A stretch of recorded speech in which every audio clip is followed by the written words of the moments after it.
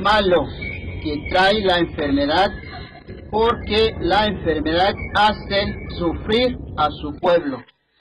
Los antiguos chinantecos cuentan que este rey es un ser sobrenatural. Antes de despedirse del pueblo, dijo: cuando tengan algún problema, cuando tengan alguna dificultad, búsquenme y estaré con ustedes. Pero primero tendrán que hacer ayuno durante 40 días. Este rey ayudó mucho a su gente, se preocupó mucho por su pueblo. Quería que vivieran todos bien, todo en orden, con mucha disciplina. Todo el arte era para el beneficio común.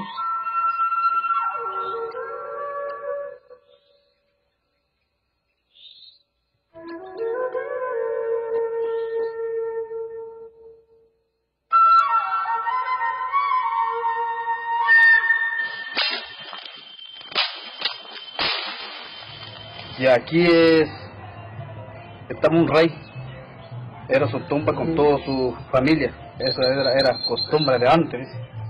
Una sola bóveda, dibujaba un arbolito, clarito se ve, eran de, como dibujos de los aztecas, y los dientes, pero sanitos los dientes, nadita, no está picado nada. Gente más alto, es de 2 metros de altura. No es como ahora, dice gente que tiene más fuerza. Desde esta parte estaba más largo y las piernas estaban más largas. Los chinantecos son un poquito de abandonados, ¿no? No están estudiados para nada. Yo cuando llegué aquí, pero no soy mexicano, cuando yo llegué busqué también información sobre, ¿no?, la cultura chinateca y eso, no encontré casi nada, ¿no? Al Museo de Antropología y eso encontré solo esos papeles de la China Antra, que son muy pocos, muy limitados. Ya no encontré otro estudio. Bueno, eso es muy poco sabemos porque no hay una historia pues que escrita, ¿no?, realmente. Y lo que hemos recabado muy poco son la historia oral de la gente de acá. Aquí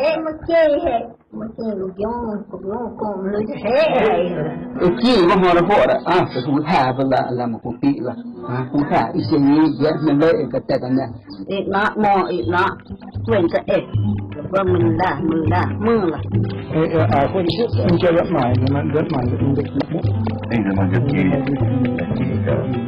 Aquí en la zona donde yo conozco está primerísimo la lana, el Chinanteco de Popocatépetl, el Chinanteco de San Juan Tetlapa, el Chinanteco de San Pedro Tequinapa y el Chinanteco de Santa María Lobán. Son 5 6 allá arriba. Y luego hay Chinanteco de Valle, Usila, Ojiteco, que hay algunos Ojitecos. Y sí es más complicado porque yo cuando voy en la parte alta tengo que pronunciar otro idioma, pero es la misma Chinanteco, porque sí se entiende. Nomás te cambia el pronunciar. Es que me entendí un poquito, no mucho, no puedo yo hablar mucho español, ¿no? Pero tampoco lo que yo escuche me queda en mi mente, no lo pasa, no me queda en mi cabeza, ¿no? No podemos muy bien defenderse y además no podemos expresar bien el español y alguno no puede pensar bien ni con su propio idioma ni menos con el español. Ahora sabes que tienes diversos aparatos y sistemas formados por docenas de órganos, cada uno de los cuales tiene una o varias funciones que cumplir. Pues la incomunicación, la imaginación pues que vive, porque uno cuando va a la oficina del gobierno no se da ninguna idea pues dónde quiere pasar. Cuando te preguntan dónde viene, uno dice que vengo del municipio de Tetlapa, ellos no se dan ninguna idea pues. Ese es el problema de aquí ahorita, que el camino, ¿no? Son muy difíciles lo que vive la gente aquí en la región chinateca. Caminar 2 días 3 días para conseguir 1 kilo de azúcar, 1 kilo de sal o 1 kilo de frijol. Cuando hay cartera es más fácil. Si persona se va a hacer compra de café, puede cambiar con 1 kilo de azúcar o 1 kilo de sal. Aunque ya no ganan dinero, pero de todas maneras hay algo de comer. A veces sucede accidente por piqueta de víboras, por fractura. ¿A dónde está el médico? ¿A dónde está el hospital? Aquí hay ignorancia, hay dejadez, pobre gente, como aquí anteriormente, ¿no? Como apenas llegó el camino, apenas llegó la luz, no tiene mucho tiempo que llegó el camino, toda la gente está en completo cerrado. Por eso alguna persona que viene así se aprovecha de nosotros. Por eso la gente está muy atrasada por acá. Pero nosotros somos dueños de la tierra, del territorio, y lo hemos sido durante mucho tiempo, ¿no? Y esperamos serlo un tiempo más, ¿no? Entonces como que eso le da un sentido de pertenencia, ¿no? Y además de eso, pues ahí está nuestra historia, ¿no? Es decir, todos los abuelos, bisabuelos, antepasados. Las crónicas de los siglos XVI y XVII resaltan 3 características del actual estado de Oaxaca.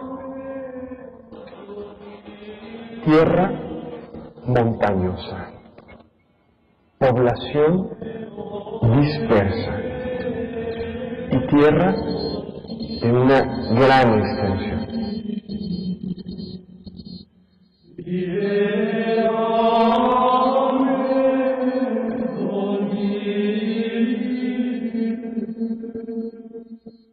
Llegaron soldados españoles y una vez lograda la conquista se dedicaron a esclavizar a los nativos. Se dedicaron a explotar la mano de obra de los indios en el trabajo de campo y en el trabajo de servidumbre, vamos a decirlo así. Hay un mito chinanteco contemporáneo que habla de la llegada del cristianismo a la Chinantla. Muchos antepasados escucharon tocar la campana y al escuchar tocar la campana, muchos entraron a la casa de Dios, que es la iglesia, y otros se fueron a los montes, se fueron a la oscuridad y se convirtieron en monos. La primera evangelización fue en el año más o menos 1545, cuando llegaron los dominicos a la parte más alta de los zapotecas, que es la región de Villalta. Desde ahí se desprendían toda esta gran misión, ¿no?, hacia los pueblos chinantecos que ahora conocemos. Fue un tanto difícil para los frailes, porque ahora sí que los nativos de ese momento no aceptaban tan fácilmente el cambio. Ellos seguían siendo idólatras, ellos seguían adorando a los cerros, a las cuevas, como hasta la fecha todavía lo siguen haciendo, a pedirle agua, pedirle buenas cosechas a la montaña. En el distrito de la Villa Alta fue particularmente difícil. Es una sierra que en los primeros años del siglo XXI es absolutamente indígena. Imagínense en el siglo XVI. Es uno de los grandes enclaves indígenas de nuestro país. Y ellos van a seguir una táctica violenta: localizar los ídolos, destruir los ídolos y castigar a los idólatras. Pronto se darán cuenta que no van a llegar a ningún lado. No pudieron desterrar totalmente las costumbres que tenían los antepasados. Y los frailes adoptaron parte de esas costumbres. El señor sacerdote que llega a una comunidad a oficiar en los días de una fiesta, el señor sacerdote se adapta a las costumbres del pueblo y no llega a imponer lo que él trae. La estrategia que van a seguir los dominicos es una estrategia fundamentalmente lingüística. Fray Francisco de Sarabia era un joven, ¿verdad?, que prácticamente llegó con otros intereses, con intereses de hacerse rico y de poder conquistar, ¿no?, América. Y con ese mismo afán de conocer y de aventurero, pues decidió, ¿verdad?, conocer más a los dominicos y venirse a esta región. Viendo su capacidad, ¿no?, de poder dominar las lenguas, ¿no?, pues él se entusiasmó muchísimo y le pidieron los dominicos que se encargara, ¿no?, de la evangelización de estas comunidades. Pero, ¿cuál fue su sorpresa, ¿no?, que al llegar a estas comunidades prácticamente, o sea, no encontró a nadie? O sea, nuestros antepasados, hasta 1600, se vivía en diferentes lugares, en pequeños grupos, pequeñas familias. Pero que prácticamente no vivían en comunidades. Y entonces su labor de él era, pues, llegar precisamente hasta ellos, ¿no?, y poder formar estas pequeñas comunidades. Fue una labor muy difícil.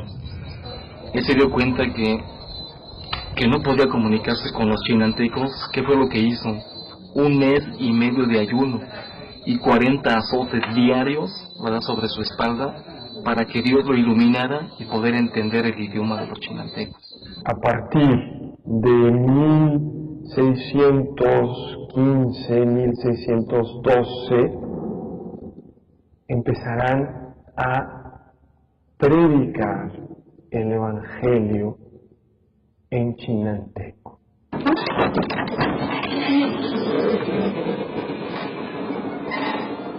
Pero apoyados en la sensibilidad poética de estos pueblos, apoyados en el gusto, el gran gusto de estos pueblos por la música.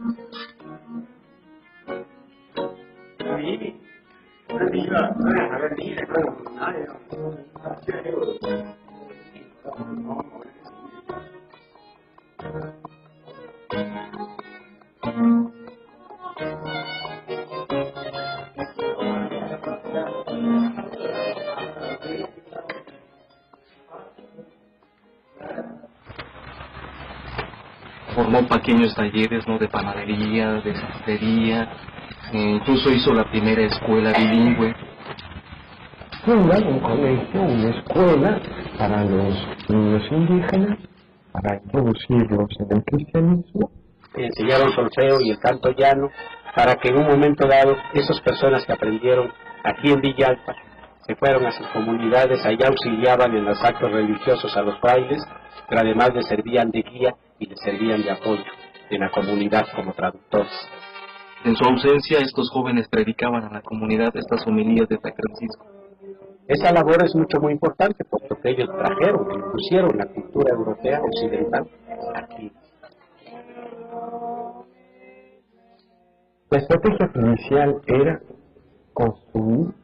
iniciar la construcción de la casa de Dios y propiciar un grupo importante de servidores de la casa de Dios, es decir, de funcionarios nombrados por la comunidad para servir a la iglesia. Hemos elegido a los 12 apóstoles que van a representar precisamente estos hombres, como responsables también de la comunidad. Y poco a poco los frailes tenían la certeza de atestiguar una cristianización.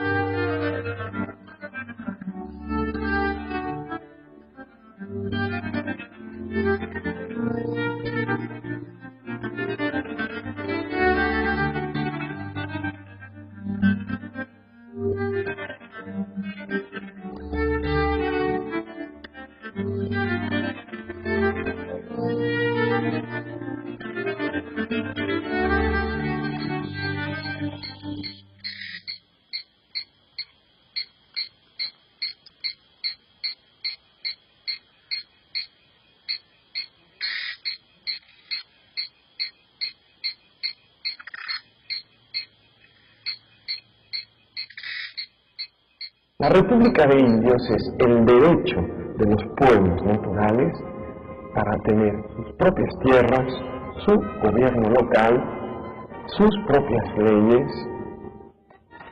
y esto es fundamental. Cada pueblo tenía su propio territorio, su propia población y sus propias leyes internas, ¿no? Es decir, sus propias instituciones que regulaban o regulaban la conducta de los individuos al interior de esas sociedades, ¿no? Nuestros pueblos siguen conservando lo que nosotros conocemos como sus usos y costumbres. Una de las cuestiones fundamentales que ha permitido la sobrevivencia de los pueblos indígenas es su cultura, es aferrarse a su cultura. Nos parece que es muy interesante porque ha aguantado o ha resistido la prueba del tiempo, ¿no? Juárez, digamos, escribió una carta donde revelaba cómo las comunidades elegían directamente a sus gobernantes y cómo establecían, digamos, una serie de relaciones sobre ellos, ¿no? Tienen 4 pilares básicos en general, que es la asamblea, el sistema de cargos y poder, tiene también el tequio y el territorio y la fiesta comunal. Son 5 pilares, ¿no? O digamos el disfrute de los bienes comunales son como 5 pilares importantes en las comunidades de Oaxaca, pero de ahí en adelante pueden estructurar o pueden hacer, digamos, su vida tan compleja como la quieran, ¿no?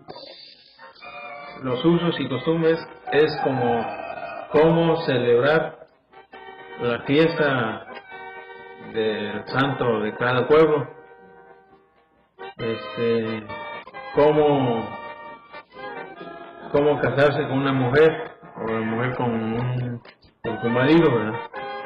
Son los cargos que desempeñamos en el pueblo. Cada región, cada comunidad tiene su uso y costumbre, como le llamamos.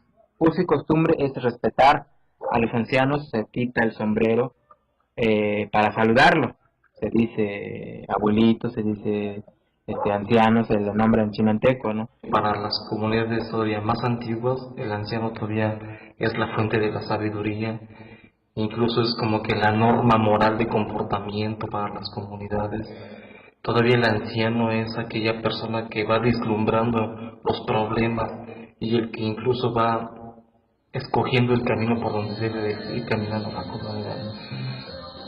El ciudadano que cumple 60 años ya se pasa a ser principal, se pasa a ser ciudadano principal y forma el equipo de los principales de la comunidad. Ya no va a dar tequio, ya no va a ocupar ningún cargo, son los que quedan libres.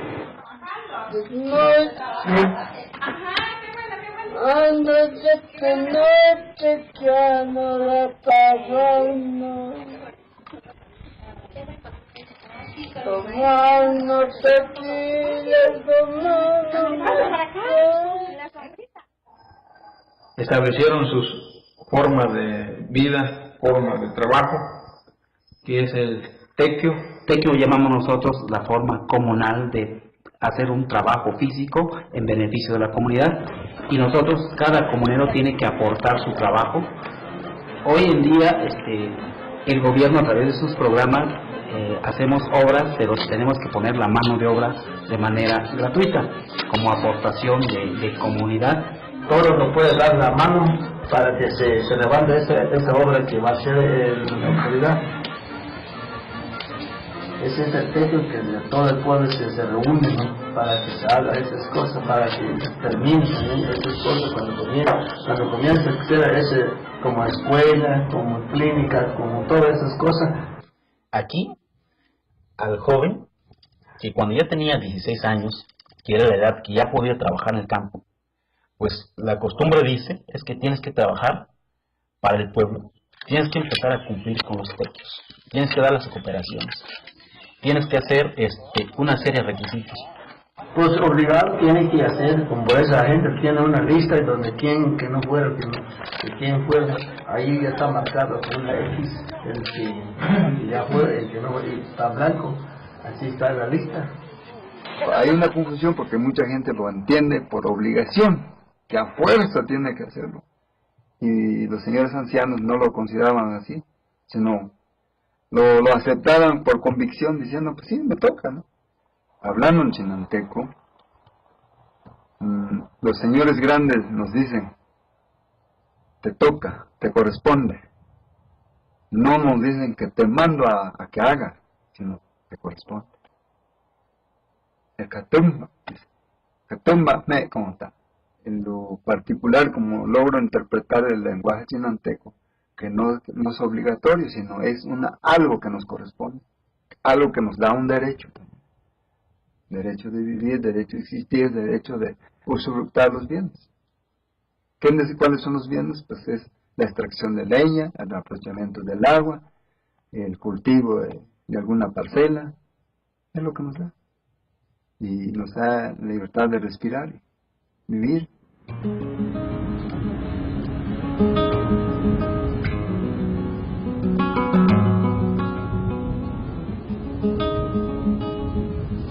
Para el caso de las autoridades municipales, los elige el grupo de ciudadanos, con mayoría de edad en ese momento, que se reúnen y eligen a la autoridad al que consideran más responsable, al que saben que va a poder cumplir para el bien del pueblo y todo eso, ¿no?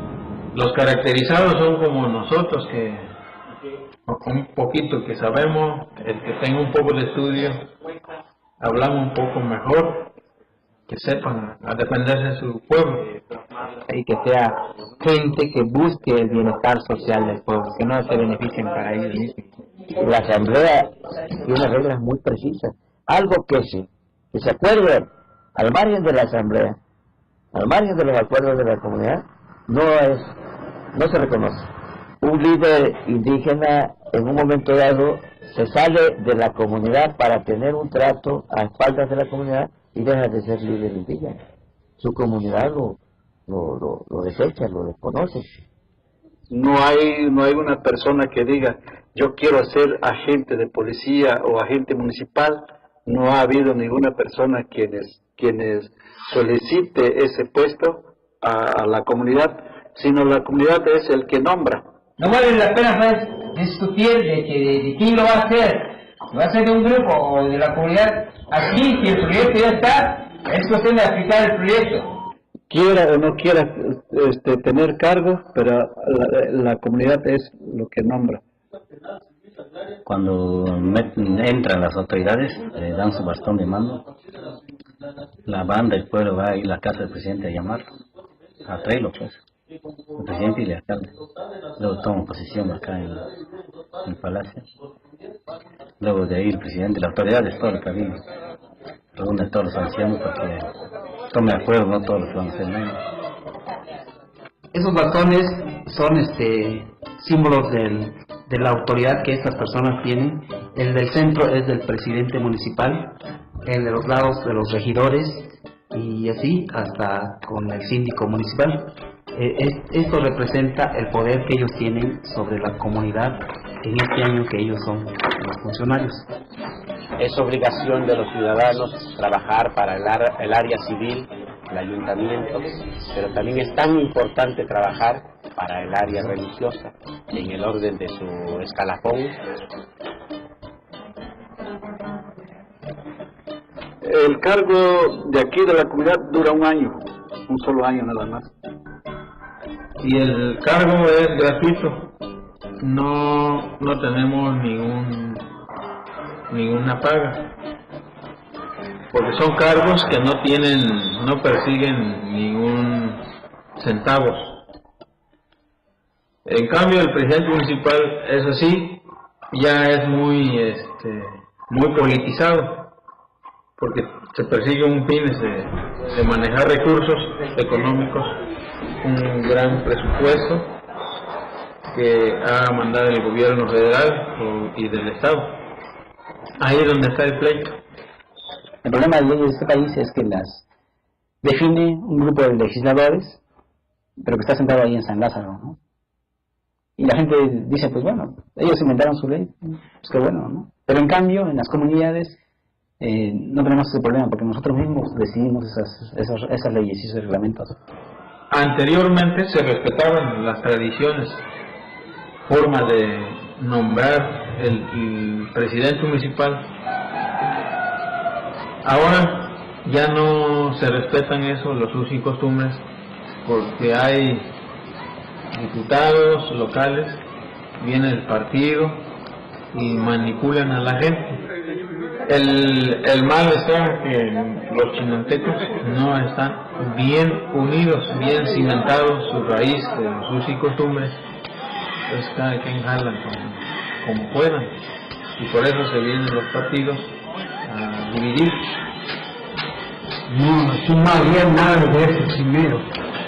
Aquí puro costumbre es de nombrar las autoridades los principales y la asamblea de ciudadanos.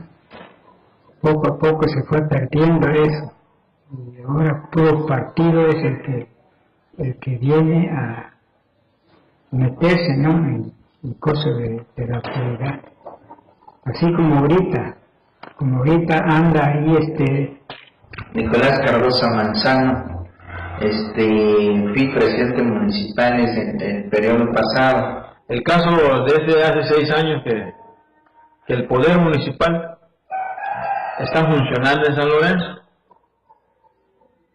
El señor Nicolás, que se fue para allá a despacharse en San Lorenzo porque hubo un conflicto político postelectoral. No me dejaron entrar, tomar posición en el Palacio Municipal. Había mucho problema. Entonces, al momento, ya no tuve por qué, a dónde prestarme el servicio. Entonces ya los agentes municipales acostumbraron venirse aquí a San Lorenzo, cualquier problema, y aquí despachaba yo, y cuando el gobierno me apoyó con los recursos, ya empezaron a trabajar con las obras, empezar a apoyar a la gente con las participaciones municipales. Ahora compran la dignidad, compran los votos, muchas veces con despensas, muchas veces con algunos centavos, ¿no? Ahora, compañero, te vamos a apoyar para su fiesta, para la banda filarmónica, para el juego de basquetbol. Vamos a empezar apoyando. Así empecé a apoyar a la gente lo que es la participación municipal. Los líderes de partido están metidos la mano atrás, a espaldas de la comunidad. Aquí no, tampoco vamos a aceptar que el partido se mete en la política aquí en San Juan de la Lana, porque aquí se habla por los usos y costumbres. No se toma en cuenta los verdaderos usos y costumbres, sino que lo utilizan de membrete los usos y costumbres. Entonces hoy nuevamente Nicolás Cardosa se trata de reelegirse. Ahora pues nuevamente soy como candidato a la presidencia municipal de San Juan de la Lana. Y en San Juan de la Lana no tenemos aprobado los usos y costumbres de reelegir a los que han pasado de presidente municipal. Empieza a cambiar el sistema de votación, empiezan a quebrantar los principios de elección que tenían ellos, ¿no? Que se pierde el sistema de usos y costumbres, se empieza a perder en relación a las reformas constitucionales. Se nombró el presidente del pueblo, sí, un presidente del pueblo, un candidato del pueblo se nombró. ¿Y qué pasa? Entró en la política Y quiso la política, dividió a la gente. La política agarró a otra persona. La política está involucrado con otro, con el caciquismo, pues. Ya no nos respeta la voz del pueblo, porque no tenemos dinero. Y ellos sí tienen dinero, con el dinero van por delante ellos. Por eso ganó, le dio la constancia de mayoría a la persona que tiene dinero. Y la que tiene gente no tiene nada ahorita. Ya eso usó el costumbre del PRI, ya no es del pueblo. La costumbre que tiene el PRI pues, es comprar votos. De ahí pues me nace la idea. De que ya es costumbre del PRI, ya no es costumbre del pueblo. Uso costumbre del PRI ya es ahora. Y yo creo que es mejor entrarse con partidos ahora porque ya el PRI está gobernando. O para que pueda ganar el pueblo, pues tiene que buscar un partido para que entre. Ahorita lo de siempre, el PRI, con su maña, ¿no?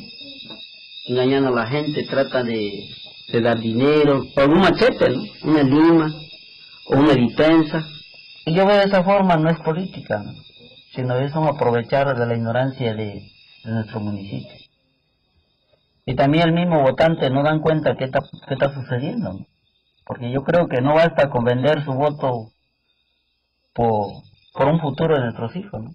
Yo como campesino he analizado que ya nosotros como campesinos, como color verde que es el campo, no deberemos meter en controversia, en política, porque no tenemos ni para comer nosotros, ¿sí? Porque todo es una mafia, porque es la misma gente que salió del PRI que está en el otro partido, la misma gente que salió del PRI está en el Verde Ecologista, está en el PRD, está la misma, pues es la misma, no, porque no le gustó algo, de que hizo aquel, ahora yo me hago esto para acá, ¿sí?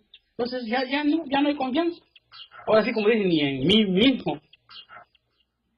Quien quiere hacer política, lo primero que busca es juntar un dinero y empezar a manipular a los pobres campesinos. No funciona como partido, funciona como grupos que se odian uno con el otro. No saben lo que es los estatutos. Entonces, ¿cómo van a saber si no saben hablar en español y mucho menos saben escribir? Pero, sin embargo, son priistas porque odian al otro grupo que son terroristas. Y los terroristas tampoco saben sus principios. Y tampoco saben cuáles son sus documentos. Lo único que saben es que no se llevan con el otro grupo.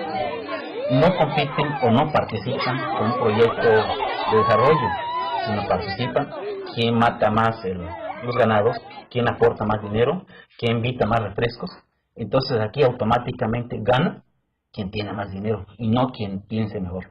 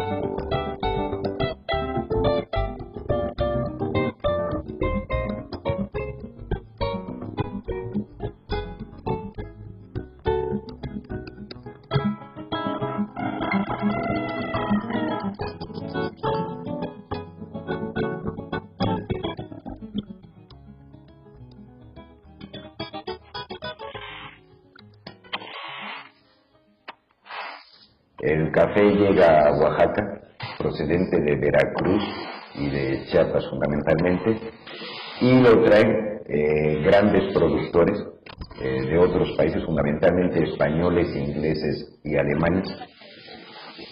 No es hasta el año de 1920-1930 cuando comienza un cultivo mucho más grande.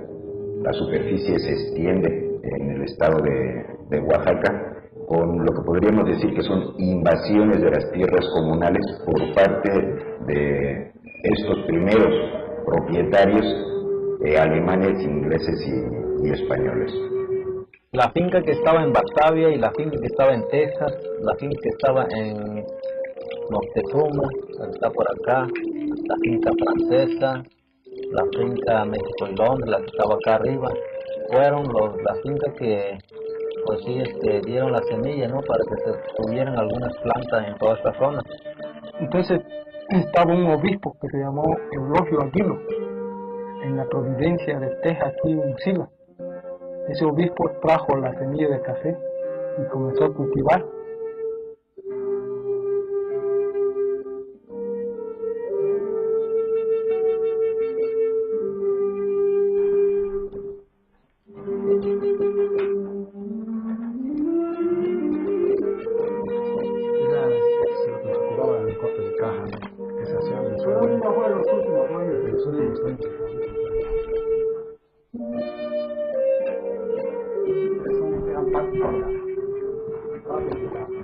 En realidad el cultivo del café se convierte en un cultivo indígena a partir de que estos indígenas trabajaban en las fincas, las grandes fincas de estos propietarios, y se los roban.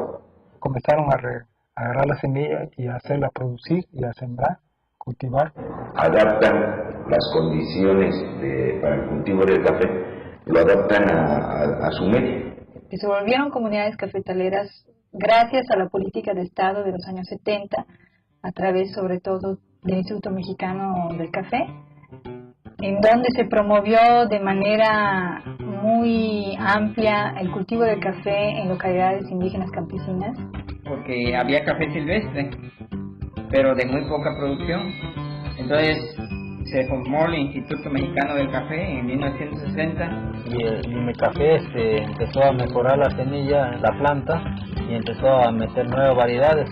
Trajo una tecnología de que la plantación había que injertarla para que hubiera mayor producción, y se probaron muchas variedades. Trajeron el café Borbón, el Saturra, el Mundo Nuevo, y ahí, de acuerdo a las producciones anuales, es como se sacó la planta tipo para mandarle a los ejidos. Promovió el cultivo de café como una alternativa para que los pequeños productores indígenas tuvieran un cultivo comercial, ¿no? Entonces, al haber una instancia reguladora del precio del café, obligaba a los intermediarios a pagar un poquito mayor.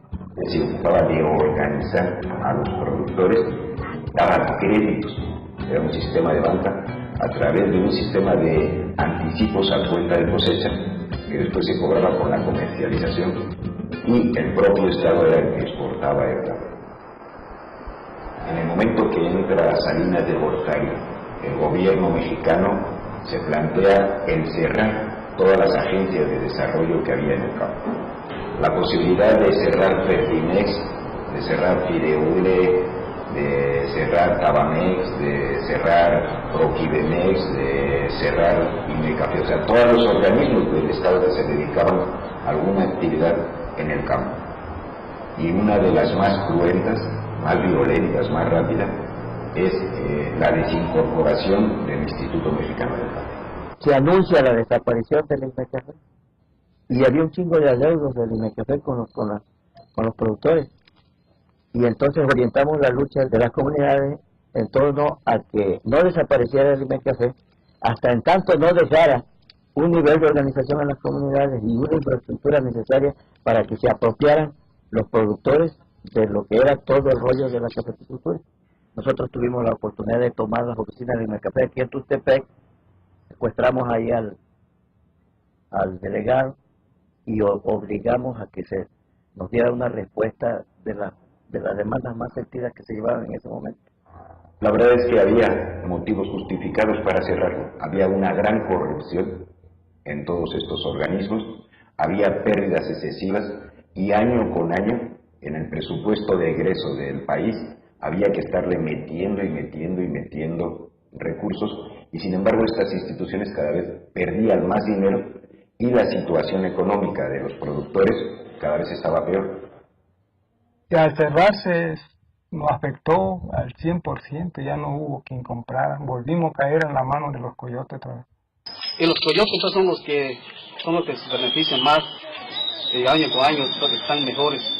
tiene buenas residencias, sus buenas casas, y nosotros los productores pues siempre estamos hundiendo año con año. La única salida que le quedaba a los pequeños productores era organizarse y unirse. En principio yo le decía, miren, yo quiero ser consecuente con lo que he dicho. Esta es una oportunidad que tenemos todos los productores de café para aprender a manejar nuestro propio proceso. Cobra fuerza este asunto y nace la SECO con un mosaico muy diverso de organizaciones en cuanto a forma de hacer las cosas, en cuanto a visión de la lucha, en cuanto a demanda, muy diversa. Hay algunos productores que lo que han hecho es darle beneficio a su propio café, tostarlos, molerlos y sacarlo a la venta, y así han salido adelante, ¿no? Queremos nosotros acaparar café cereza, ¿sí? Beneficiarlo en un solo lugar y secarlo en un solo lugar, ¿sí? Ya no secarlo individualmente como lo hacíamos antes, sino ahora queremos secarlo en colectivo para que la calidad salga única. La competencia que podemos hacer es vía la calidad del café. Hay que tener cuidado. Nuestra idea no es competir con los coyotes. Nuestra idea es regular el precio y nuestra idea es formar capacidades para que la gente tenga una opción más. No hay competidor, no hay nadie, de no ser las organizaciones que acopian de la SECO, fuera de ellos, ya no hay nadie. Entonces, o le venden a la SECO o le venden a los coyotes.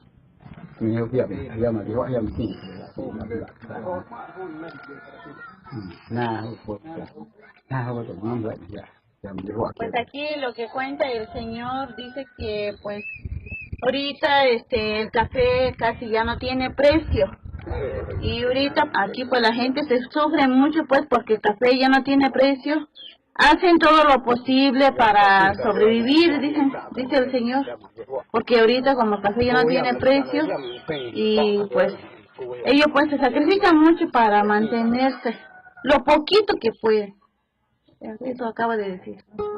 Se dio grandes movimientos especulativos en las bolsas de Nueva York y de Londres, que es donde se fija el precio de referencia del café.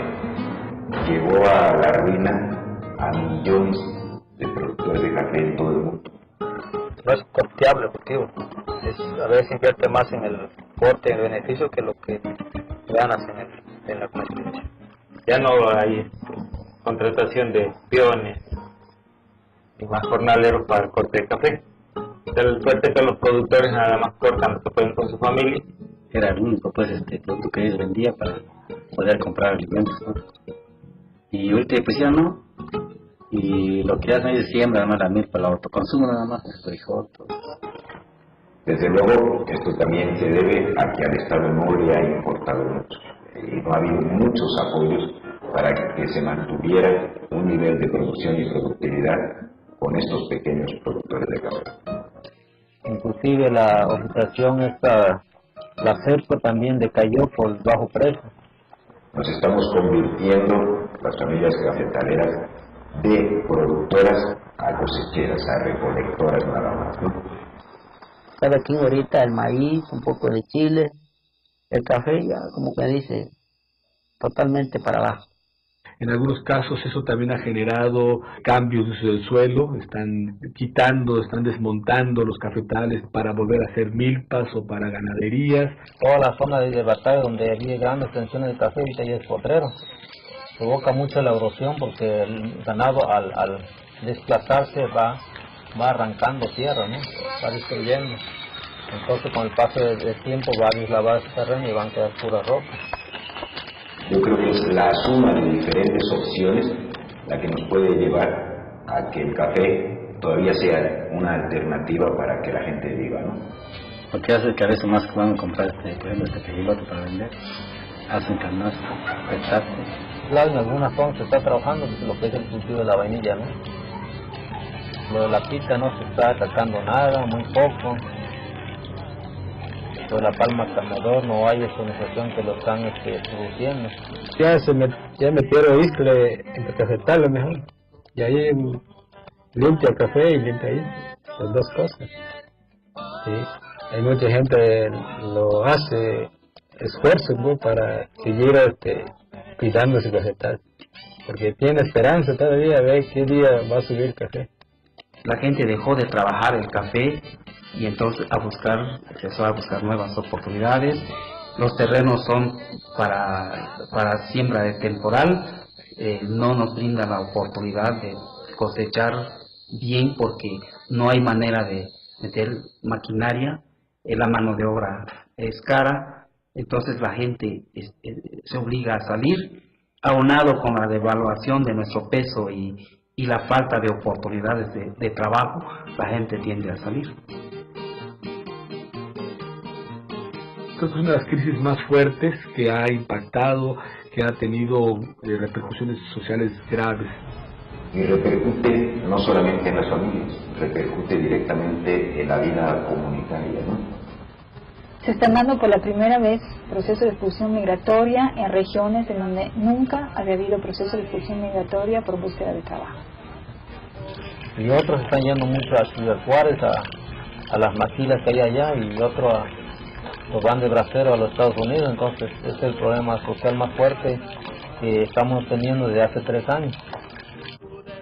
Por 67, que sean unos 2, 3 personas ahí salen. Pero ya de ahí, posteriormente, pues, fueron siguiendo más. Y ahora último, pues, ahora sí están yendo hasta las criaturas. En las zonas altas donde no hay organización, donde no hubo, más que se estuvo viviendo del café, pues la mayoría son migrantes.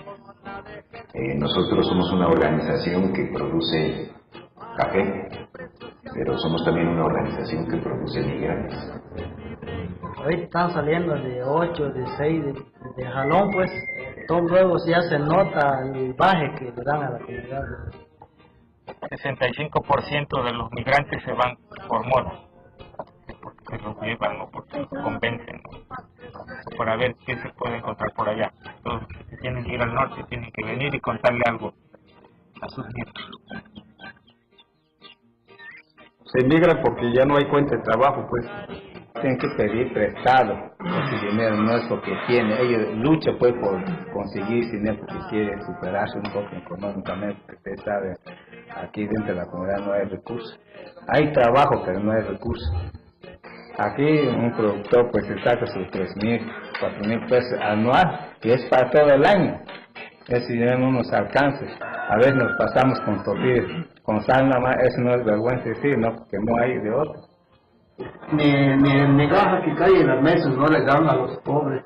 Por eso los ricos, nosotros somos pobres. ¿De dónde vamos a sacar el dinero? Por eso el señor, el muchacho que se han salido se fue a otro lado porque es por falta de recursos. No tenemos dinero. ¿De qué cómo va a crecer los sociomáticos?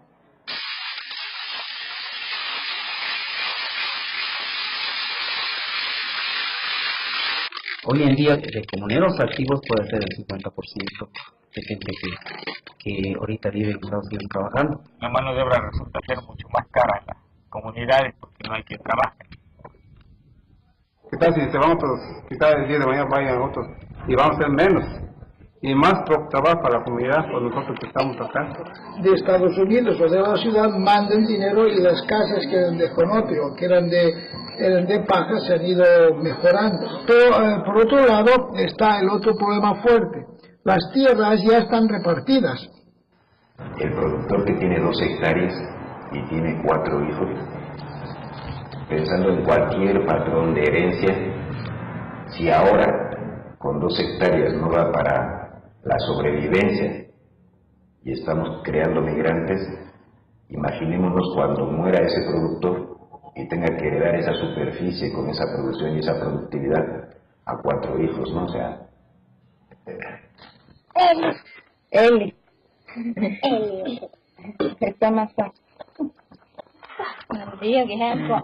Están dejando prácticamente comunidades vacías que se quedan al cuidado de mujeres, niños y ancianos, y esto pues implica que existan problemas de desintegración familiar, problemas en el campo, en el abandono de grandes extensiones de terreno, en la venta de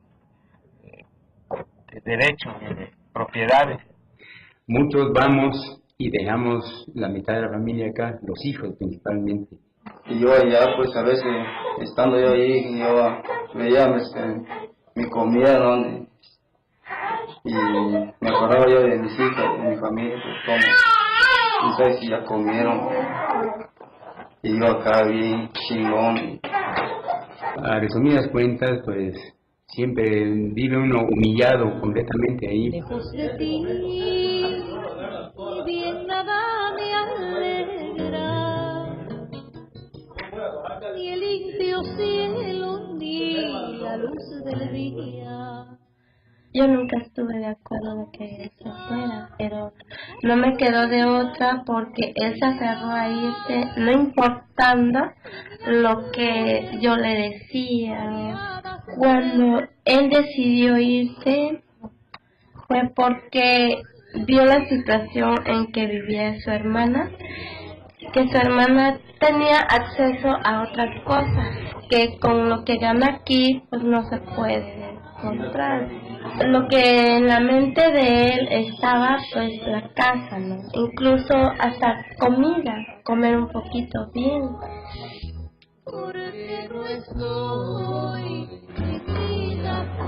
Como se siente muy feo, muy triste, muy sientes de que pues de que todo lo tienes perdido, sientes de que ya no quieres estar aquí, sientes de que quisieras irte a otro lugar. Esta gente no regresa porque les parece mejor allá. Pues él dice que va a regresar, pues que no falta mucho, que primero tiene que terminar la casa y entonces va a volver, que sería otro año más. Y bueno, porque serían los 2 primeros años que mandan, después se les olvida hasta la familia. Y él ya no regresó, entonces estuve yo, ahora sí con el terreno, siendo responsable y cooperando con todos, con los compañeros. Como él se fue y ahora yo me quedé con las 3 niñas, tengo 3 niñas, entonces él renunció y ya me quedé yo con el derecho. Y por eso soy ejidataria.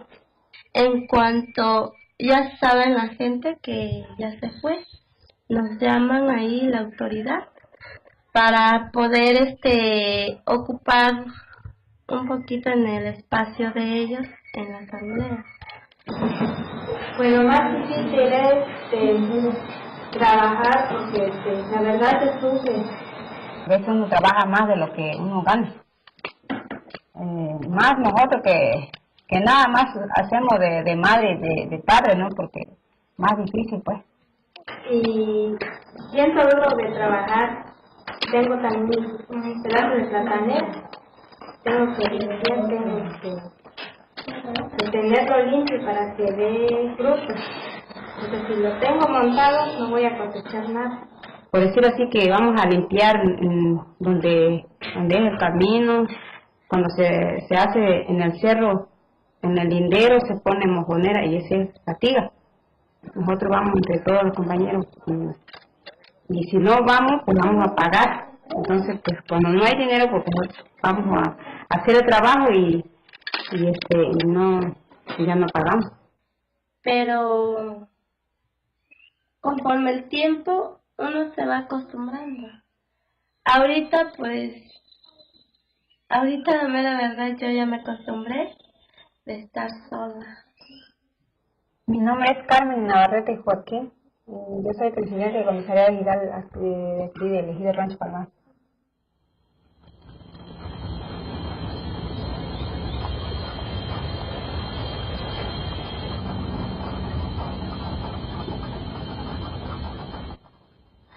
Se maneja un lenguaje diciendo nuevos horizontes, pero quién sabe solamente. Ellos saben si realmente encuentran nuevos horizontes o no. Quería yo progresar porque la situación estaba muy difícil y pues no había trabajo y de ver a todos los paisanos que emigraban hacia allá, pues también diciendo, no, pues quiero conocer a ver qué es vivir en Estados Unidos y a ver si podía progresar tantillo y no seguir pues, sufriendo aquí. Pues un coyote que andaba aquí nos pidió 12,000 pesos hace 12 años. Sufrí mucho, demasiado, que pues, nos agarró la migración 2 veces. La primera ocasión nos botó la migración, el segundo intento que pasé por los canales, me agarraron los cholos, me robaron, nos golpearon, y pues el deseo y pues ya no traer dinero, volvimos a intentar. Éramos 36 hombres de aquí, de entre el municipio de Jacatepec, Valle Nacional, Ayocintepec, y de Guatemala, Honduras, Nicaragua, hacíamos la fila como de 150. Ya pasé, llegué a San Isidro, y de San Isidro nos mandaron un cajuelado, 5 en una cajuela de un coche, pues ya de desecho, hacia California. Pues ya llegamos a California, nos dijo, ahora sí que con el perdón de la palabra, están en Estados Unidos y chinguen a su madre. Y ahí nos dejó abandonados. Estuve un mes, se me cerró el mundo y pues la verdad volví a regresar. Y aquí pues volver a trabajar y pagar la deuda. Y a la vuelta de hace 2 años conocí a otros paisanos y me invitaron otra vez hacia Estados Unidos. Volví a contratarme con ellos. Ahí ya en esa ocasión pues ya me demoré 7 meses, y en 7 meses me hice aproximadamente de pues ya libre unos 60,000 pesos mexicanos. Mi esperanza era ir este año, pero pues ya no se ha podido ir.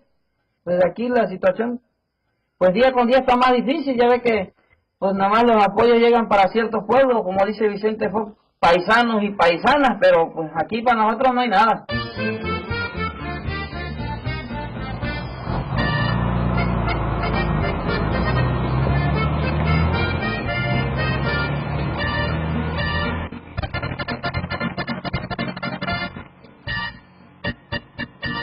Hablando acá son quitados con libertad de expresiones. Yo no aprendí diplomacia, pero me sobran razones para decirles la neta. No me faltan pantalones. Soy dueño de mi persona, hablar lo que me convenga, digo lo que no me gusta y sin pelos en la lengua. Si por decir las verdades me vale ver que se ofendan. Ya se ha caído el imperio que nos hacía tanto peso. Por más de 70 abriles siempre partieron el queso. Nos tuvieron aplastados con la pata en el pescuezo.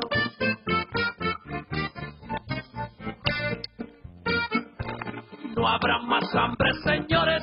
El pan tenemos seguro, no más hay que repartirlo antes de que se haga duro, porque si no lo reparten, habrá purruns al oscuro.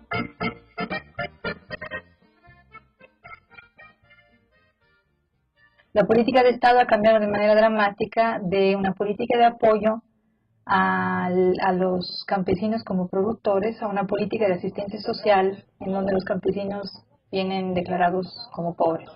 Lo primero que han hecho es empobrecer más al pueblo, para que el pueblo tenga capacidad de independizarse, de luchar independientemente. Los programas de gobierno que se están destinando, dice, para resolver la problemática indígena en el campo, están otra vez de nueva cuenta tratando de desgastar la actitud crítica y propositiva que tuvieron las organizaciones campesinas en su momento, indígenas en su momento, porque es lo que está haciendo el Estado. Está llevando despensas, está llevando televisores, está llevando una serie de cosas precisamente para calmar a la gente, para que no sigan reclamando. Los programas asistenciales, la mayor parte de ellos llevan implícita la idea de crear nuevos liderazgos, pero liderazgos que sean manipulables, que sean utilizables para el sistema, no para beneficiar el desarrollo o impulsar el desarrollo de las comunidades.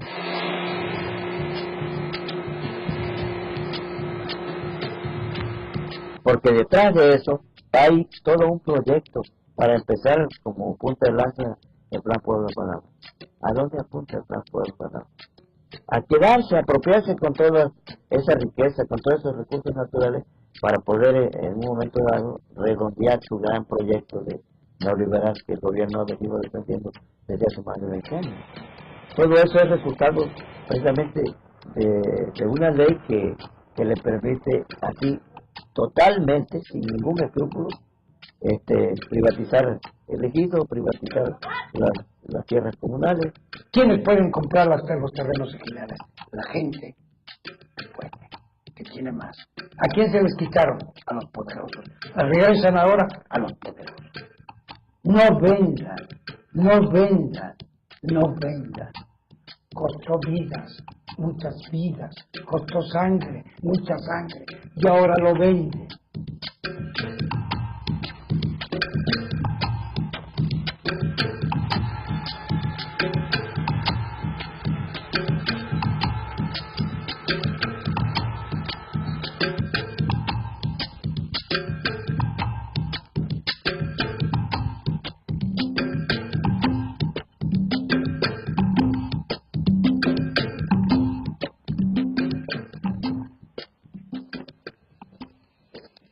No hay que renunciar nunca a eso. Nunca hay que renunciar. Siempre debemos ser permanentemente luchadores. Porque todo en la totalidad, agua, tierra, bosque, es nuestra madre tierra. De allí vivimos nosotros. La tierra es la madre de nosotros. Y no se puede partir. Y no se puede privatizar, no se puede vender. La tierra es la madre y es la que nos alimenta, y nosotros tenemos que seguirla cuidando como todo en conjunto, como madre de todos, para que nos siga dando de comer. Yo creo que está como, has visto esas brasitas que están ahí perdidas entre las cenizas, de momento viene un airecito y les arroja por ahí alguna hierbita y se vuelven a prender.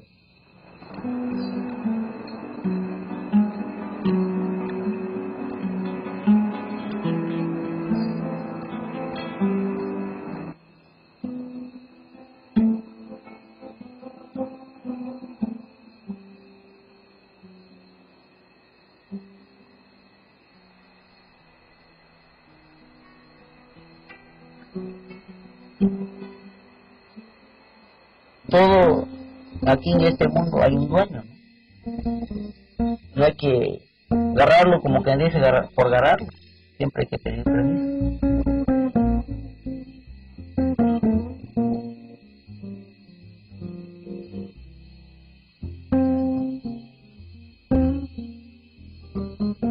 No es permitido pues tocar las cosas, ¿no? Como los árboles, como el agua, los animales, y sino que se tiene que pedir permiso primero. Y sin permiso, pues, es como lo que estamos acabando todo, ¿no? No puede castigar en la selva de mil maneras. Puede ser un chiflido, ¿no? Puede ser una sombra, o puede ser una fantasma. Porque ahí puede correr un viento fuerte para no poder llegar cerca.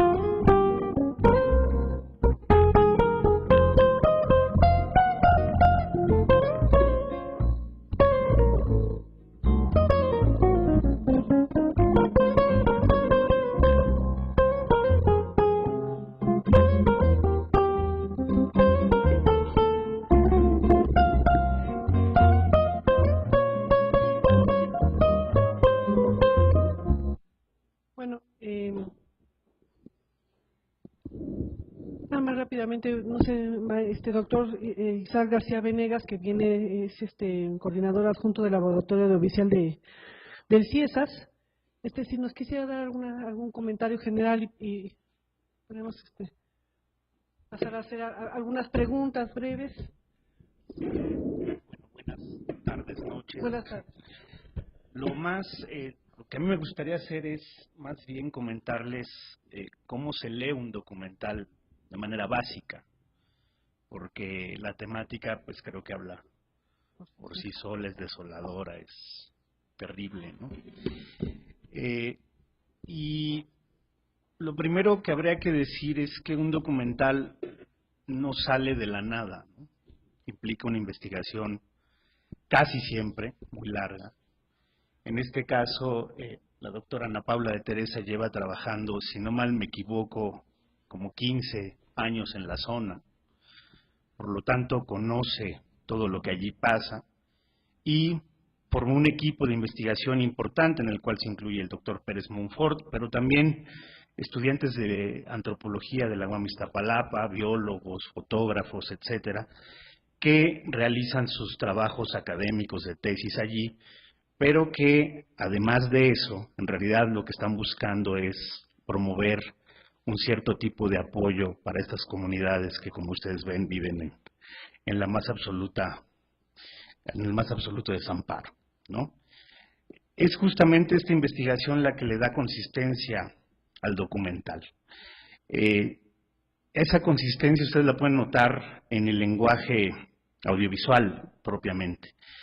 Si ustedes se fijan, todas las tomas y las secuencias del documental solo pudieron haber sido hechas por quienes conocen la región. Por ejemplo, ustedes tienen tomas que yo les llamo como de carácter poético, ¿verdad?, que contrastan y dialogan con tomas más bien brutales y hasta de pronto ofensivas. Por ejemplo, ustedes tienen secuencias muy bonitas de la naturaleza de la región, con ríos, árboles, plantas, animales, montañas, de la neblina cubriendo las montañas, del ocaso entre nubes y neblina que sugiere finales melancólicos, de la luna entre la neblina. Esas imágenes entran en una relación conflictiva con otras que son brutales, de deforestación, de la quema de la basura y la contaminación, las fábricas que hay en el entorno. Por ejemplo, en el asunto del tequio, ustedes pueden encontrar un contraste trágico en el mismo sentido. Por un lado, cuando se habla de que es una correspondencia que tienen que hacer los hombres en el trabajo de la comunidad, las tomas son amables, ¿verdad? Pero cuando se habla del mismo tequio, con respecto a las mujeres que se quedan solas y sustituyen el trabajo, etcétera, entonces esas mismas tomas y secuencias sobre el tequio adquieren una connotación terrible, ¿no? Entonces ese es un lenguaje audiovisual que solo puede ser resultado del conocimiento puntual y detallado de una región que además no es fácil ni sencilla ni nada por el estilo, ¿no?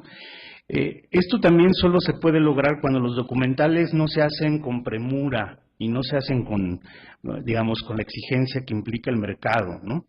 El documental fue lanzado en 2006, pero fue grabado entre 2000 y 2001. Eso quiere decir que en los 5 años, entre 2001 y 2006, hubo un trabajo notable de edición, de selección de escenas, etcétera, y también un problema de publicación, como sucede en la mayoría de las instituciones de corte académico. Siempre publicar algo es un problema porque las propias instituciones están sometidas a faltas de recursos, etcétera. Pero esto lo destaco porque me parece que lo que uno podría decir de este documental es que es un documental como sereno. No quiero decir que sea objetivo, porque hay una clara postura y eso hace de los documentales un documental, sino que es sereno, es decir, la selección de las tomas, de las secuencias, la elaboración del guión, etcétera. Y esto ustedes incluso lo pueden notar en la musicalización. Si ustedes la alcanzaron a escuchar, es súper interesante, porque primero hay que señalar que la música tiene siempre un papel muy importante en cualquier documental. Juega un triple papel la música, ¿no? Es de acompañamiento, de guía de lo que va sucediendo o de puente para cambiar de un tema a otro. Y la música ayuda a imprimir ritmos en el lenguaje audiovisual de un documental. Y en el caso de este documental, la selección musical corrió a cargo del doctor Pérez Monfort, y es muy atinada, porque si ustedes la escucharon, va de piezas religiosas, ¿no?, a piezas de corte norteño, por ejemplo, ¿no?, de música tradicional a música de cuerdas.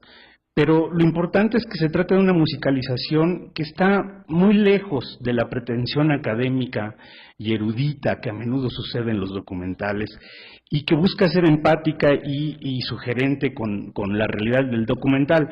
Solo cito un ejemplo nada más y que seguramente ustedes lo alcanzaron a percibir. De lo más básico, un documental se define por dos características. La primera es porque documenta una realidad, y la segunda porque utiliza cierto tipo de lenguaje audiovisual para comunicar algo muy específico sobre esa realidad documentada. Ya he hablado algo de este lenguaje audiovisual, pero quisiera continuar con eso, ¿no? Por ejemplo, no cabe duda que este documental documenta la realidad de una región muy poco conocida en los estudios propios de las ciencias sociales y las humanidades, incluso poco conocida para el gobierno federal y poco conocida para el gobierno local. De hecho, varias de estas comunidades ni siquiera aparecían en las encuestas del INEGI, no existían simplemente, digamos, en ese sentido. Ya por ese solo hecho tiene un valor importante este documental, ¿no? Pero en el fondo lo que nos está comunicando es la tragedia que viven estas comunidades chinantecas, acosadas por una realidad global que destruye sus formas de vida, que acosa brutalmente sus usos y costumbres, que destruye su economía reduciéndola a una economía de subsistencia, a mano de obra y a migración, y mina su vida social al afectar severamente la vida familiar y comunitaria. Para ello, todo el documental está estructurado en torno a 5 bloques que sí me gustaría como destacar. El primero, que es propiamente la historia de la región chinanteca, que probablemente es el principio y es el más lento y a muchos les parece el más aburrido en el fondo, ¿no? Es un poco como que le cuesta arrancar al documental, pero nos habla de algo muy importante: el origen prehispánico de las comunidades chinantecas, el proceso de evangelización, que es una evangelización adaptativa, ¿verdad?, que de manera involuntaria ayuda a preservar usos y costumbres de los pueblos de esta región. En ese sentido, en este primer bloque destacan mucho las secuencias sobre la naturaleza de la región, la iglesia, los símbolos de la comunidad, la presentación de los chinantecos, su vestimenta, su lenguaje, su físico, etcétera, ¿no?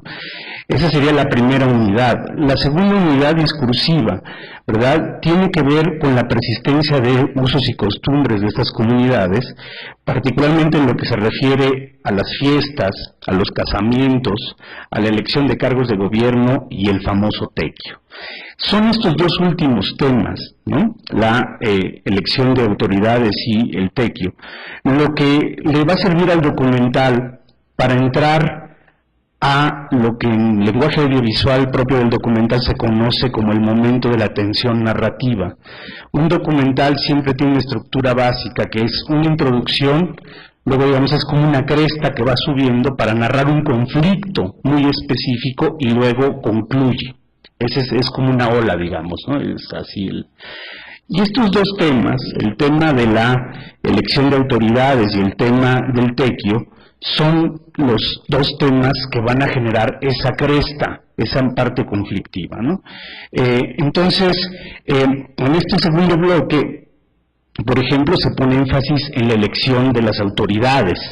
Por un lado están las autoridades que se eligen por vía de usos y costumbres, en los que no hay reelección, en los que los puestos son de carácter rotativo, en los que no tienen remuneración, que duran un año y que tienen como objetivo específico el beneficio colectivo.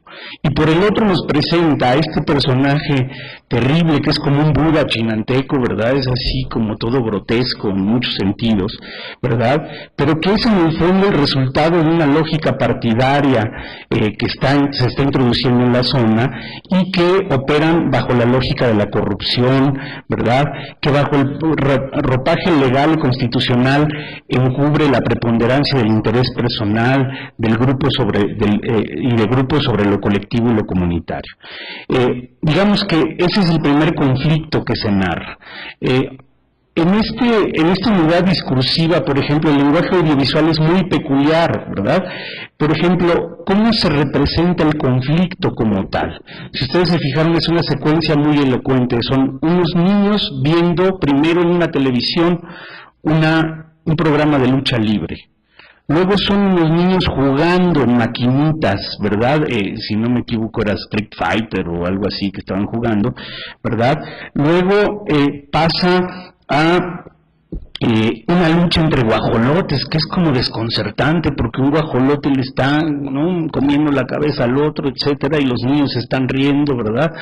Y la última escena de esa secuencia que representa el conflicto son unos jóvenes jugando fútbol en una cancha de básquetbol, ¿verdad? O sea, como que todo fuera de lugar, sin portería, sin nada, etcétera. Esa secuencia, por ejemplo, es interesante porque es una manera, me parece muy elocuente, de cómo se representa algo en lenguaje audiovisual que intenta reforzar lo que en términos discursivos y verbales se está diciendo. La tercera unidad, ¿verdad?, aborda más puntualmente el conflicto de estas comunidades en cuanto a la modernización neoliberal de la política del Estado mexicano.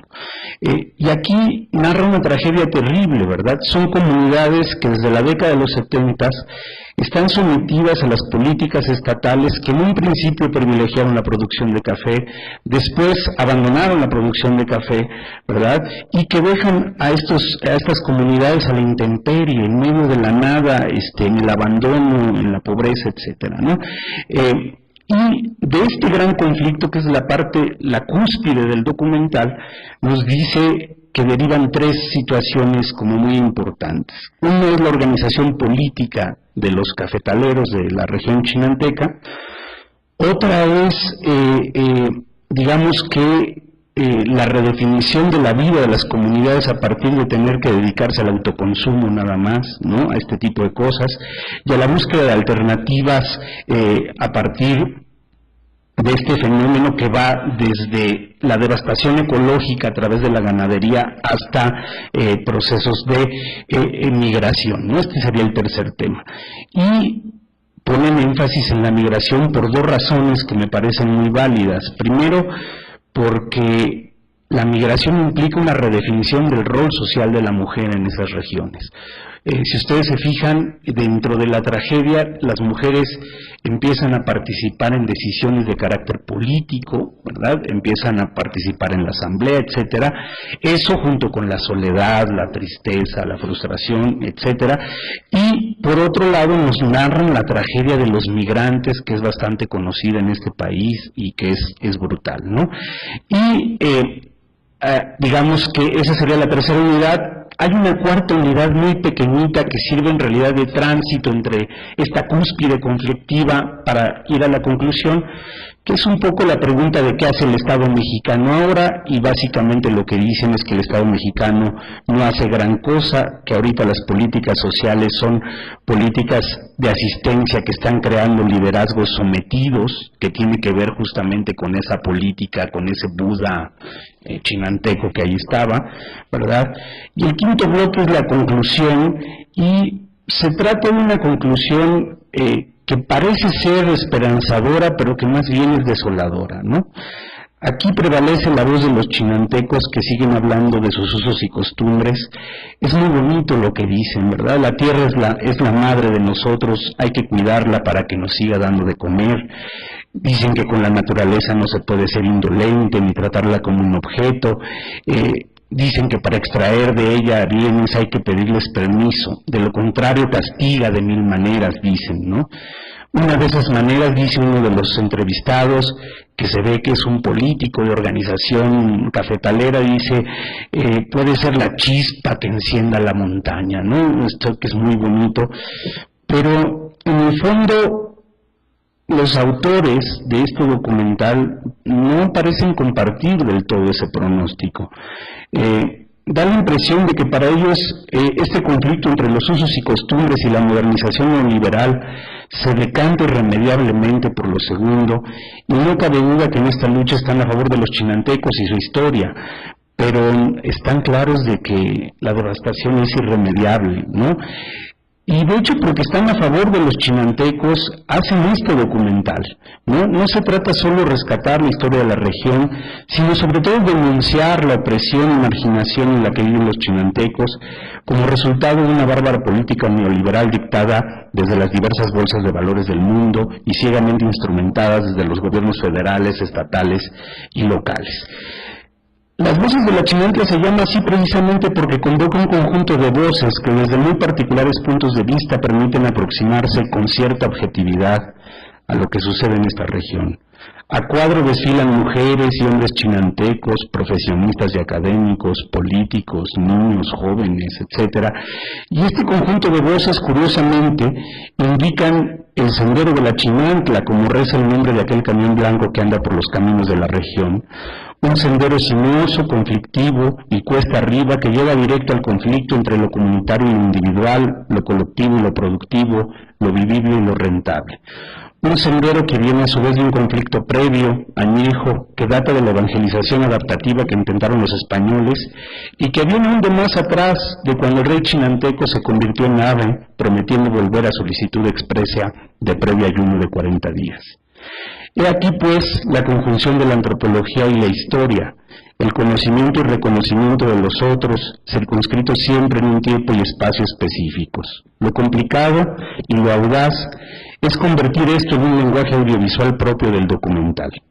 Que esto se hizo bien, no es creo que solamente opinión mía, sino que incluso este documental ganó el premio al mejor documental en el Festival de la Memoria en 2007, y en 2008 obtuvo una mención honorífica en los premios nacionales del INA. Entonces, pues eso es lo que yo quería decirles, y cómo se lee más o menos un documental desde el lenguaje audiovisual, no solo la historia que se dice. Claro. Doctor, muy amable por esta brillante y muy didáctica explicación respecto a este documental, que creo yo también, bueno, tendría aquí dos cuestiones nada más que comentar. Es qué pasa después, ¿verdad?, después de este periodo, que parece que se seguirá por el mismo sendero, y que bueno, que creo que esta es una situación nada más de un ejemplo de lo que está sucediendo a nivel nacional con las comunidades indígenas aquí en el Estado de México, a donde se vaya. Creo que con sus diferentes peculiaridades, pero creo que el proceso es el mismo, ¿no?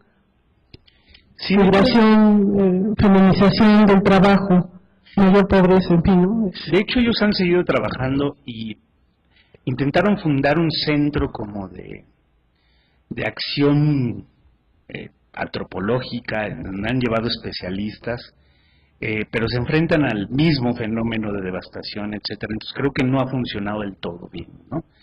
Y otro elemento derivado de este documental es un intento de hacer otro documental que probablemente se comience el año que entra, sobre procesos guerrilleros en la Chinantla, porque uno de los guerrilleros muy cercanos a Lucio Cabañas fue a hacer trabajo político guerrillero en la Chinantla. Entonces parece ser que hacia allá van los documentales, pero la región sigue. Sí.